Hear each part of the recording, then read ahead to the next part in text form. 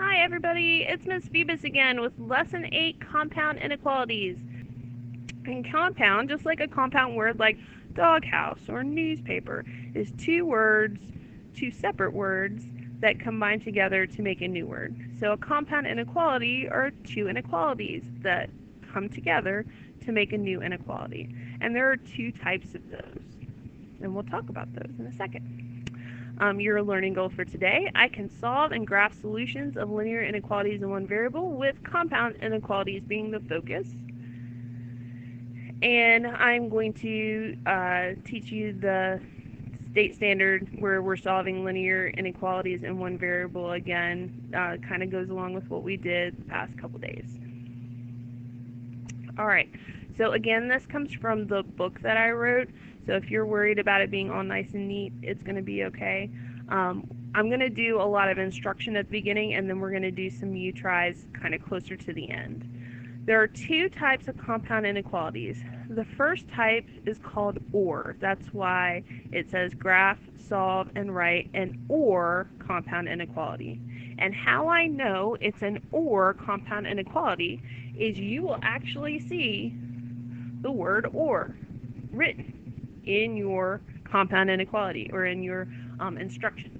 Now, there is a case, and we will talk about what that looks like, where it's not exactly written out with an OR, but most of the time you will see the word OR. Now, if I asked you to think about all the numbers that are less than 0 or greater than or equal to 5, I don't think you can really think of any, right? They have to be one or the other. They can't be, any numbers less than 0 can't be bigger than 5.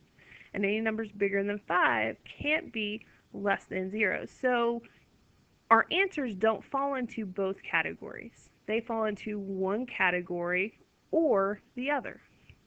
Now, when you are given a compound inequality, you will actually be given two numbers, and those numbers need to be placed on a single number line.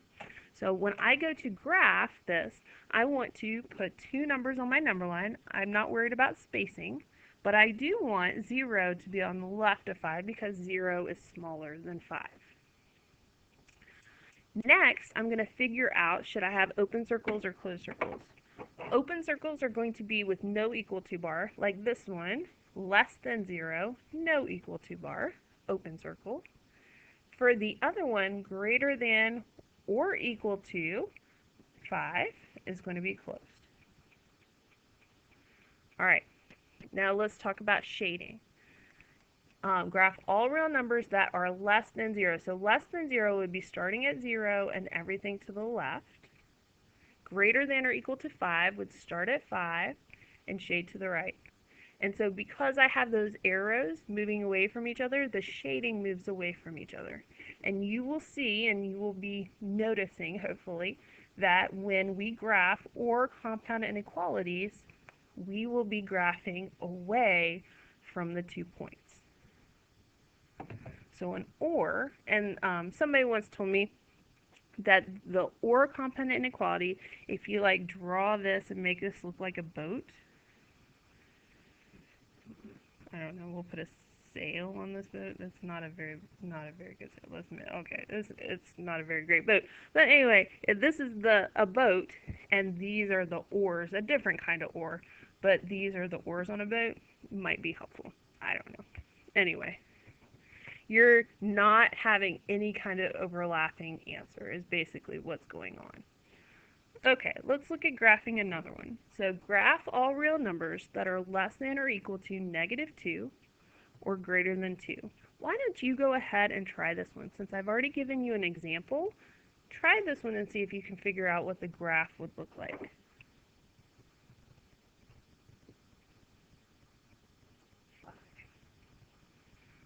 Alright, so graph all real numbers that are less than or equal to -2 or greater than 2. So I need two numbers on my number line.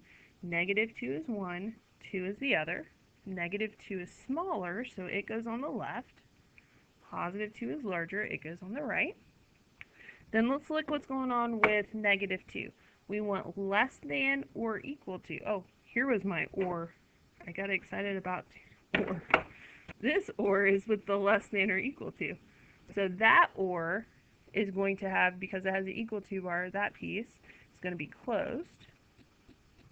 Less than would mean shade that way. Greater than 2, no equal to bar, open circle, greater than is to the right, so I'm shading away from the space between the 2 points.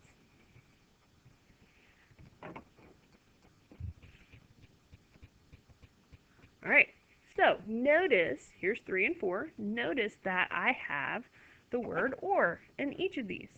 And they're 2 inequalities, and they're just joined together by or.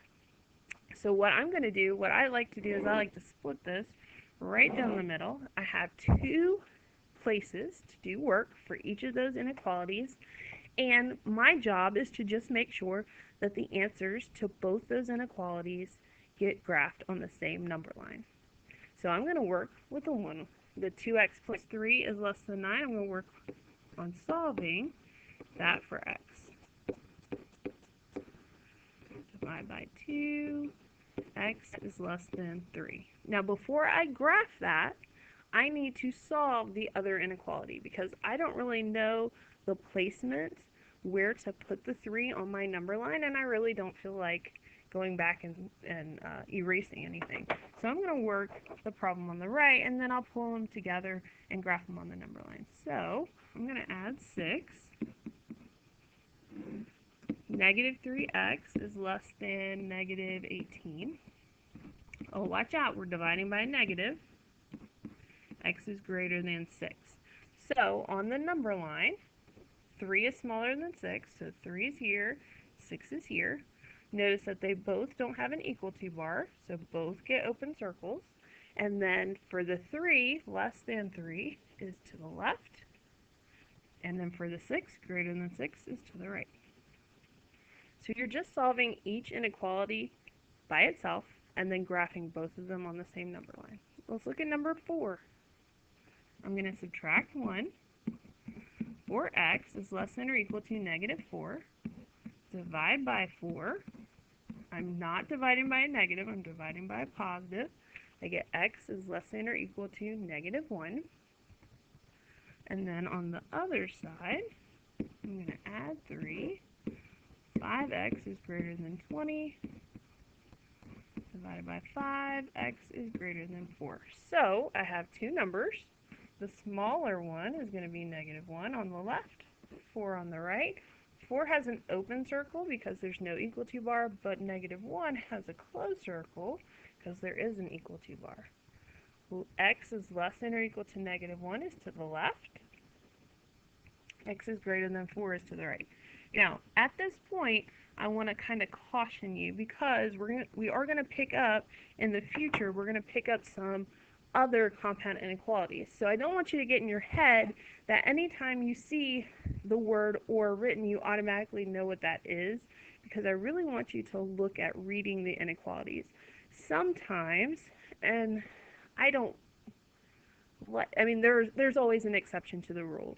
So sometimes somebody could physically write the word or, but then if you go to graph it, it doesn't look like this. And if you are only set on this is what the shape is, this is what it looks like every time, you might end up, getting it wrong. So I really do want you to read the inequalities.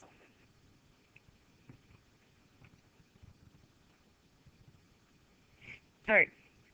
In this one, we have some different inequalities, and they're kind of hard to see. So in class, I would be doing this, and this, and these guys are open, and this, and this right in here. Okay? And then the ones that I didn't make circles for, those are closed. So 3 out of the 4 graphs to the left represent or compound inequalities. In the spaces below, write a set of inequalities that represent each or compound inequality graph.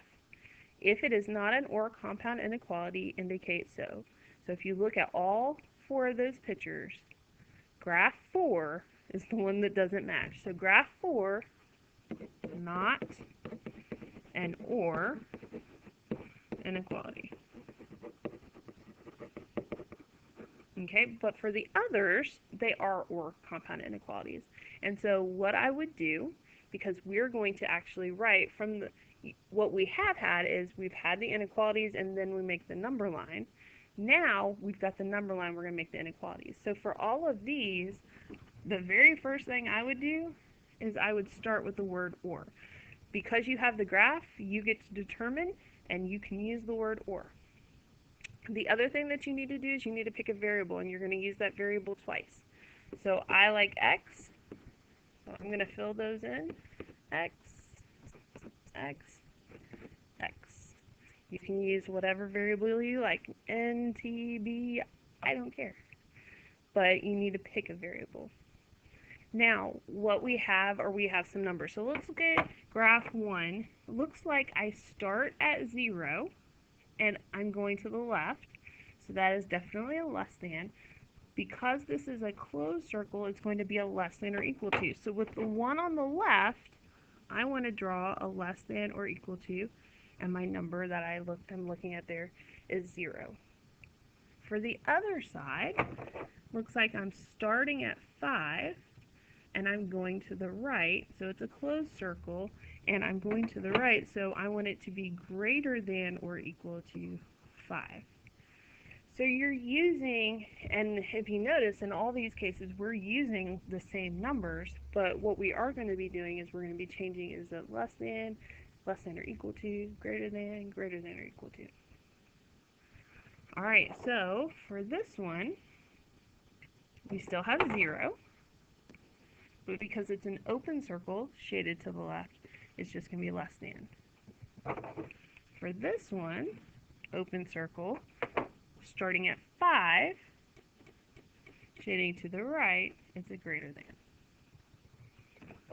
For this one, it's 0, solid circle, closed circle, so it's going to have a less than or equal to, because I'm shading to the left, 0. For this one, with the 5, because it's open and I'm shading to the right, it's going to be just greater than. So you always start with a variable, your choice, unless it's told what variable you should use, and then you have to figure out your starting number. That's pretty easy. But the inequality part has two jobs. Is it an open circle, closed circle? Do I shade to the left or do I shade to the right?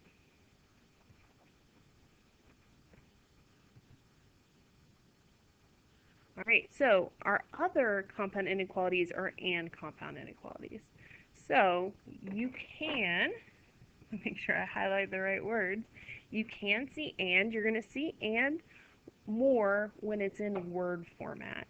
There is a different way to handle when it's in algebra, equation style format, inequality format. So we're going to graph all real numbers that are greater than -2 and less than 4. Can you think of any numbers that are bigger than -2 and smaller than 4? Yeah, there's a whole bunch of them. 0, 1, 2, pi, -1.295. You've got lots and lots of numbers, infinitely many numbers. The distance between any two numbers is can be really small, but the number of numbers between two numbers, infinitely many. So I still want to get my two values on there. -2 is smaller than 4, so it goes to the left of the number line. My greater than here is going to be an open circle at -2. My less than is going to also be an open circle at 4. Greater than -2, that means I start at -2 and I shade to the right. Less than 4 means I start at 4, shade to the left. Okay? And so where I have overlap, so and is all about overlap. Overlapping values. So do you see here, these in this spot right here, these are all the answers that are greater than -2 and less than 4. So that means that we shade everywhere in between. Okay, so you only have two options, really. You can shade in between the 2 points, or with our or compound inequalities, you shade on the outside of the 2 points. Why don't you try to figure out number 7?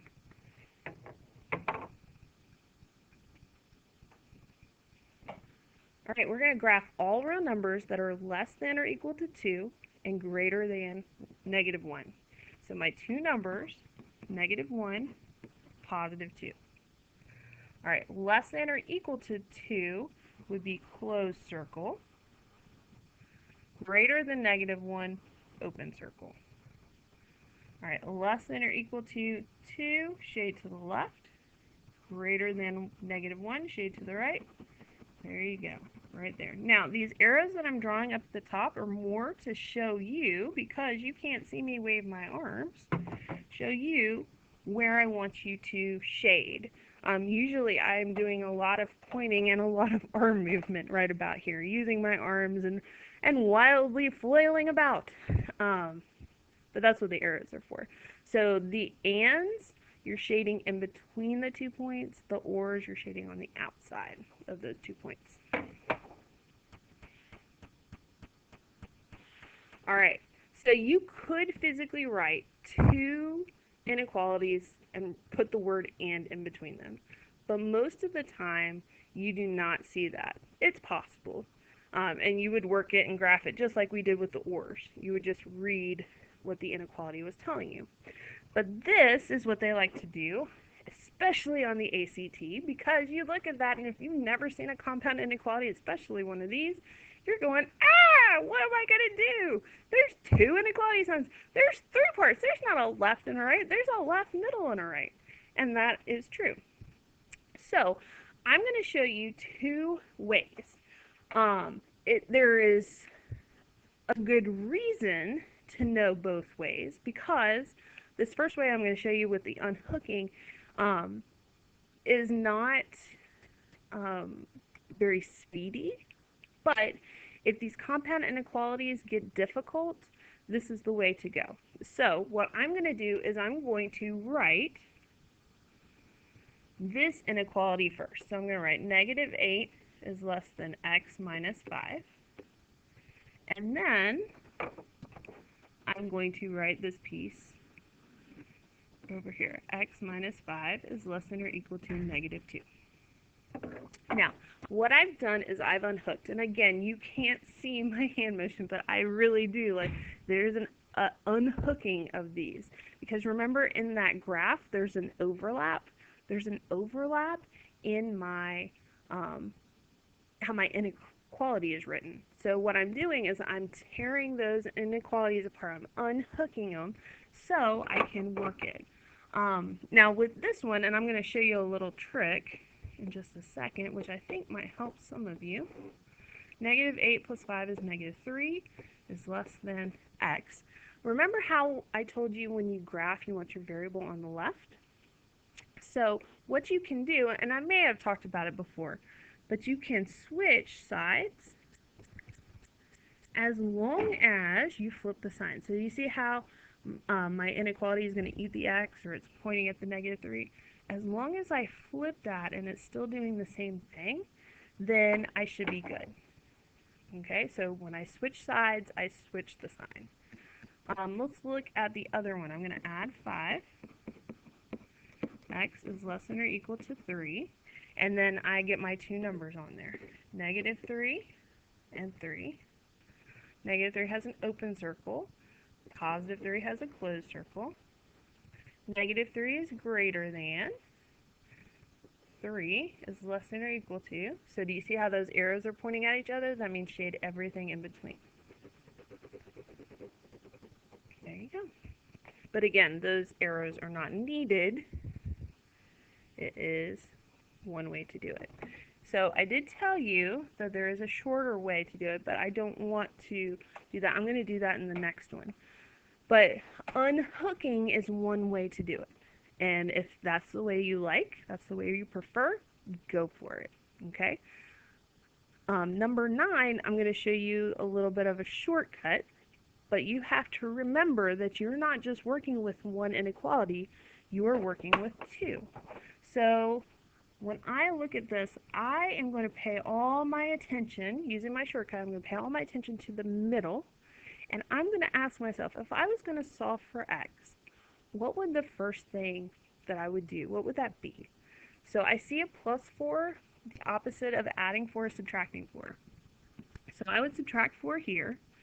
I would subtract 4 on the right, but then I also have to subtract 4 on the left. And part of the issue, if you're going to miss this type of problem, is going to be that you forgot one of the pieces. You have to remember there is not just a left and a right side. There's a left, middle, and right. And you have to do whatever you're doing, you have to do to all the pieces to keep it balanced. So we've got 6 is less than or equal to 2x is less than or equal to 20. And then I'm going to divide each piece. Every piece is divided by 2. So I get 3 is less than or equal to x is less than or equal to 10. Now, if you divide by negative, you still have to flip your inequality symbol. So you may be flipping both of them, and that's okay. But do you see how 3 and 10, 3 is smaller, it's written on the left, just like it would be on the number line. 10 is larger, it's written on the right, just like it's on the number line. Both of these have closed circles because there are equal to bars. And then because x is in the middle, I'm going to shade in the middle. And so the thing to watch out for is when they're going to try to be tricky is when they put a small number on the right and a larger number on the left.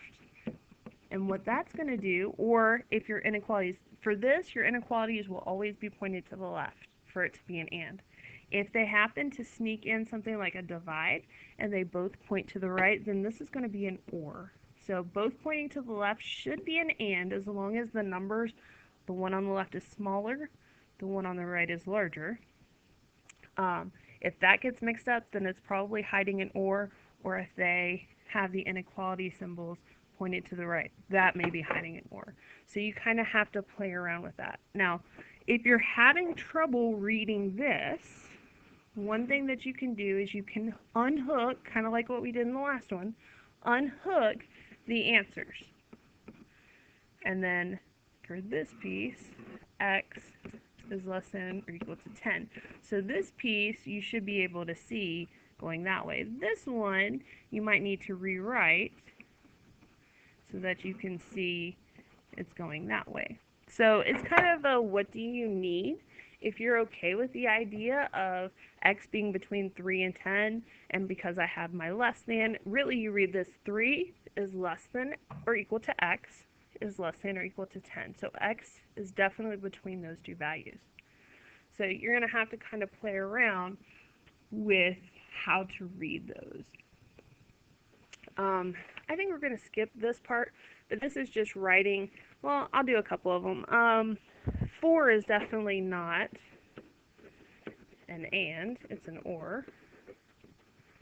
But for like 1 and 2, these are all ands, and 3. I guess I'll go ahead and do this one. X goes in the middle. You put your less thans on either side. This is just the easiest way to do it. And if I look at one, I've got a closed circle and a closed circle, so I'm going to go ahead and put equal to bars. The smallest number is 2. That goes on the left. The biggest number is 9. That goes on the right. I think all of these are closed circles. So they all get equal to bars. In 2, we've got the smallest number is -5. The biggest number is 2. So -5 on the left, 2 on the right. For 3, 0 on the left, 6 on the right. And so it's just showing that you're looking at all the values in between those two. But the inequalities have to point the same way. And point them to the left, please. Alright, so I've got a U-try problem, and then I think 12 is one where it kind of gets a little weird, so I do want to try that. So you pause the video, try number 11. Okay, I'm going to work it where it's not unhooked, just because I think that that's the easiest. But if you unhooked it, this should be written out separate, and this is the second piece that is separate. So you should be working each of those ovals individually. I'm going to work it the shortcut way, just because that tends to be the way that most people have issues with. Okay, so negative 36 plus 6 is negative 30, is less than 3a, is less than negative 9. And then I'm going to divide each part by 3. So I get negative 10 is less than a, is less than negative 3. Negative 10 is definitely smaller than negative 3. So this is an and. They both have open circles. And we can shade in the middle because we are looking at this piece is really a is greater than negative 10, which is what we have. And this piece is a is less than negative 3, which we also have. All right, let's look at 12. So in this one, I'm going to add 8 to get m by itself. So I get 7 is greater than or equal to m is greater than or equal to negative 6. So I've got a couple things going on. I've got my inequalities pointing to the right. I've got the bigger number on the left. I've got the smaller number on the right. So what I'm going to do is I'm going to do what I kind of did at the end in number 11 is I'm going to pull these apart. So I'm going to look at this. I'm going to flip, and I'm going to turn my sign around. And then I'm going to look at this, and I don't have to flip. So what I'm going to do is I'm just going to look at my answer and try to determine where I should shade. So I know I have negative 6 and 7. Negative 6 is on the left. Both of them are closed circles.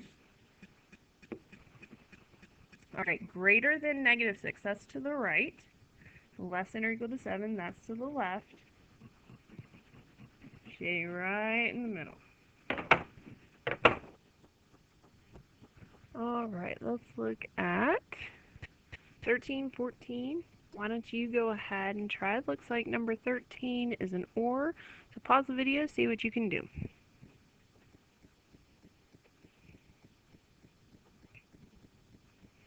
All right, I like to split my work area, so wherever it is, I like to split it into two parts just so I can kind of stay organized. So I'm going to add 8 to both sides. And I'm going to get negative 5b is less than or equal to negative 60, and I'm going to divide. Ooh, I'm dividing by a negative. I'm going to flip that inequality around. Negative 60 divided by negative 5 is a positive 12. Again, don't graph it until you get the other inequality on there. So I'm going to subtract 21. I have 11b is less than negative 121. I'm dividing, but the 11 that I'm dividing by is positive, so I do not flip my inequality. A negative divided by a positive is a negative. 121 divided by 11 is 11. All right, so on my number line, I've got negative 11 on the left because it's smaller.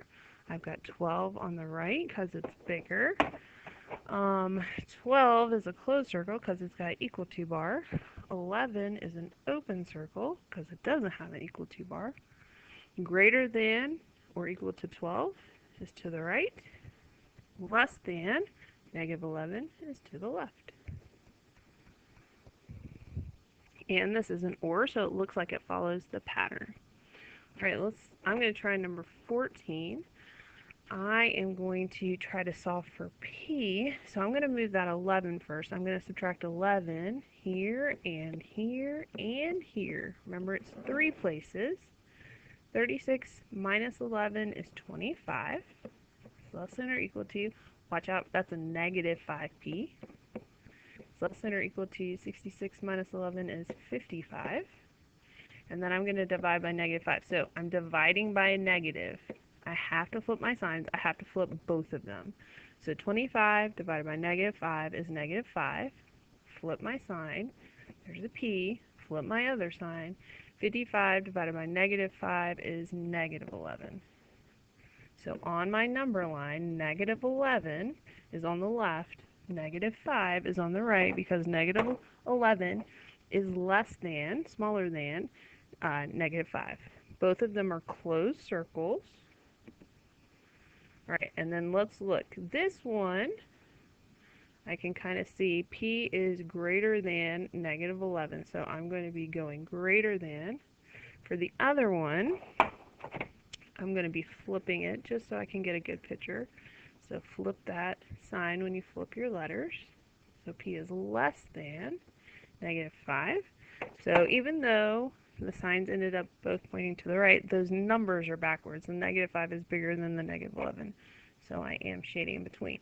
So you don't really have to worry about like all the different possible ways that they could write these things. You really just need to worry about if I am graphing p is greater than -11, what is that going to look like? If I'm graphing p is less than or equal to -5, what is that going to look like? Alright, 15 is yours. Now, I'm going to go ahead and give you a suggestion before you get started. 15 is a little crazy. I have come across them occasionally in ACT practice questions, but do you see how there's variables everywhere? So this is one where the little shortcut is not going to work, and you definitely have to unhook both parts. So you will rewrite and do one inequality that's in the red loop, and then separately work the blue loop.